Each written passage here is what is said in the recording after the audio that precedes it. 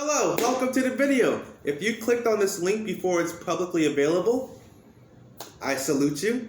I told you in the last video to check the description in my Marilyn Manson mukbang video. I forgot what I titled it. Marilyn Manson mukbang ramble, something like that. But like I said, check the description. It's important. You might get some exclusive videos, some weird stuff down there, so check the description. Now, I forgot to tell you what I'm eating in my last video. I am eating vanilla ice cream with chocolate in it. Gotta mix the dark and the light, right? Because screw segregation, right? Matter of fact, I don't know why people think I'm racist. I might talk about that. I had a different topic, but I might talk about this. Just go off the top of my head. I do not know why people think I'm racist. I asked my friends at work, I asked my girlfriend, and they all seem to think I hate white people. It's like the most bizarre thing ever.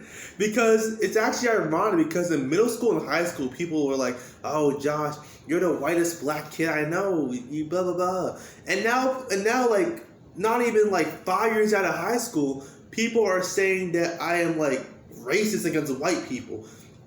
It's like the weirdest thing, really. I actually might have a couple reasons. I have this somewhat infamous quote in my It's like kind of like an inside joke between my girlfriend and my friends, where I just said I don't date white girls. And it's true. I've never dated a white girl, and I never tried to date a white girl before. It's somewhat of a personal preference. I don't have anything against white girls. Actually, I don't have any white girl friends, like any white female friends, really. But I'm getting off topic. So, my preference, I don't really like white girls, personally. Maybe because I was just so exposed to them growing up. Like, oh, white women are beautiful, blah, blah, blah, like, and just seeing, like, a bunch of movie stars and cartoon characters that were, like, all white. I'm just like, I'm tired of seeing white girls and white women. I want something different. Maybe that's what it is subconsciously. I never really thought about it, but me personally, I just never really found white girls that appealing. Their skin's too pale. I like a girl with some color on her skin. I just don't really see anything really appealing about it. I mean, white girls, I don't know, I'm not trying to be racist, but it just seems like they're all like basically the same. Like they all, like most of them dress the same. Although I do like the emo and gothic girls, though that's kind of hot. But really that's it. Like I see like white girls are like more addicted to like social media and stuff, like TikTok and Instagram and stuff. I never got into TikTok. I still do not have an Instagram to this day. So social media, I feel like white girls really like social media that much, and social media just never appealed to me. I know it's ironic because I have a YouTube account, but I'm mostly just like a really private person. But yeah, social media just never appealed to me. I don't get the fascination of like posting like your food and like your selfies on Instagram for everyone to see. I mean, if I was like famous, sure, but if I'm just a normal guy, really, who cares about what shoes I'm wearing? Who cares about what kind of hot dog I'm eating? Well, that sounded gay. That sounded gay as heck. Hamburger, taco. Yeah, who cares about what kind of tacos I'm eating? Anyway, so yeah, that might be it. That might be why people think I'm racist, because I never really thought white girls were that attractive. I mean, it's funny that people think I'm more racist than gay, because most of my coworkers are like, "Oh, look at that cute girl walking." Like, she's white, like she's whatever. I mean, I do make an exception for some kind of white girl, like a couple. Like my first crush ever was Megan Fox from the Transformers movie, the first one. Oh my goodness. I remember in elementary school when that movie came out, she was like my first full-blown crush. Where she was like bending over, like, you know that scene what I'm talking about? She was like bent over, like looking through Bumblebee, like like looking at his engine sheet and the hood was up. Like I was like, oh my goodness, that's hot. That's so hot. I also talked Madonna, like prime Madonna in her 80s. She was kind of cute. She was nothing really special, but she kind of had like that punk, cute girl vibe to her that's kind of attractive. So I would make an exception for her. I might talk about my type of girls in the future, just to clarify. But all my close friends know what the type that I really like. Anyway, moving on. Wow, I spent a lot of time talking about that. Another reason why people might think I hate white people, this might be the main reason, is because I really support the Black Panther movement from the 60s. I read Huey P. Newman's book, one of the co-founders of the Black Panthers Party. I have not had the pleasure of reading Bobby Scales' book, the other co-founder of the Black Panthers. He's still alive, I believe, but yeah, I was always like a really huge fan of the Black Panthers and what they meant to the Black community. I honestly believe that every black American, every Black youth should grow up knowing about Huey P. Newton and Bobby Scale, Assata Shakur, all the famous Black Panthers. Their history is just so ingrained into Black culture, and it's really a shame they don't teach about. They really don't teach about like Malcolm X, who, trust me, but we'll get to Malcolm X in a minute. But it's really a shame that the school systems, or at least the school system I grew up in, really did not talk that much about Black history. Like I didn't know who Malcolm X and Huey P. Newton were until I was in high school, and I randomly found them through the internet while looking up some Martin Luther King quotes. So that might be another reason, because some people think that the Black Panthers were terrorists. Some people think that they hated white people and they purposely shot at police officers, which some of them did. But I read Huey P. Newman's book. He is the co-founder of Black Panthers, and he said he brought the Black Panthers up to defend against corrupt police officers, to defend against corrupt officials, and to help their neighborhood. So Huey P. Newman is a big hero of mine. Massive respect to him, and it's because maybe I talk about the Black Panthers a lot. My girlfriend knows that like I'm a huge like civil rights historian nerd, and it's maybe because I talk and quote so much Malcolm X and Huey P. Newton, and that's why people are like, oh, he likes the Black Panthers, he must hate white people. And the old Black Panthers from the 60s are different from the new Black Panthers that are going on today. The new Black Panthers have nothing to do with the old Black Panthers. The new Black Panthers are actually terrorists, and I've done a college report on them, and they said some really horrible stuff about white people that I do not agree with. One of their members, one of like their high-ranking members said like, we have to kill every white person we see, even their babies. It's just really disturbing stuff that I really don't agree with. But maybe it's because people are confusing the new Black Panthers with the classic 60s Black Panthers. That might be the reason why.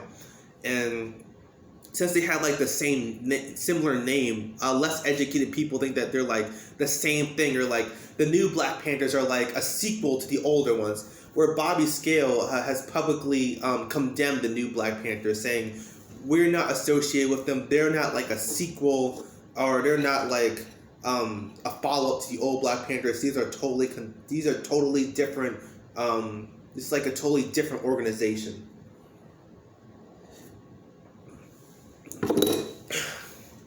And the last reason I can think of is, like I alluded to before, Malcolm X. A lot of people... Now, Malcolm X is a controversial figure, especially in white America. A lot of people think Malcolm X is racist. He's hateful, which I can make a 30-minute long video about Malcolm X. He's my ultimate hero.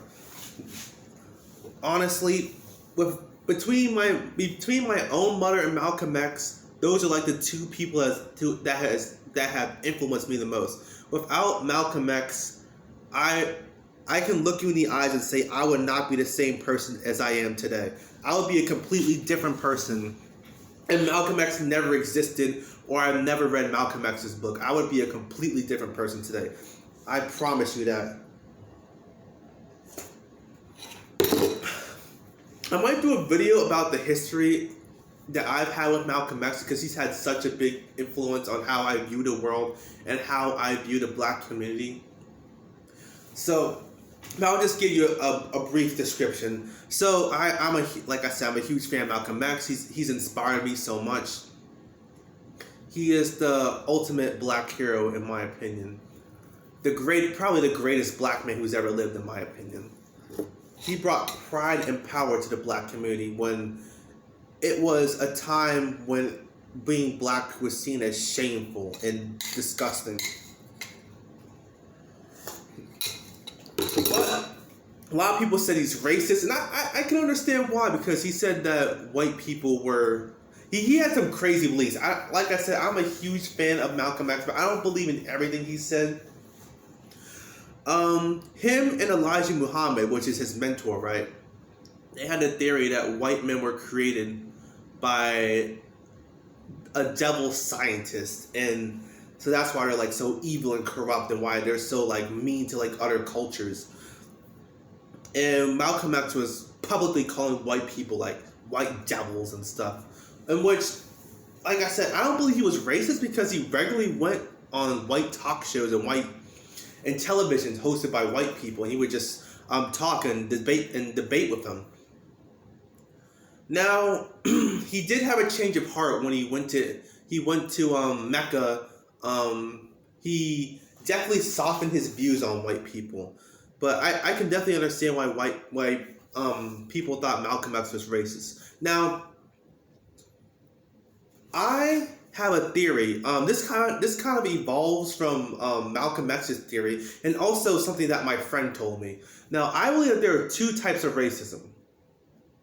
There's the social interactive racism, and there is the larger, I would call it civil racism. Now, what am I talking about? Now, my theory is, or my idea is that, I guess it's the same thing, but social racism is how most people view racism. Like, if a white person came up to me and they're like, "Hey, Josh," I'm like, "Oh, get away from you, snow monkey." That is social racism. That is social racism. I am racist because I do not like that white person. Now, civil racism, I believe that like I said, these are just terms that I coined up, right? So for me, social racism is when one person is racist to another. Now for me, that's just one face of racism. Now the second one is where that a group of people who are in control put minorities down because they do not want those people to have control. They want the minorities to be inferior. Now, I believe that you cannot really be racist without having power. You need to be in control and have power to be racism. That is my belief.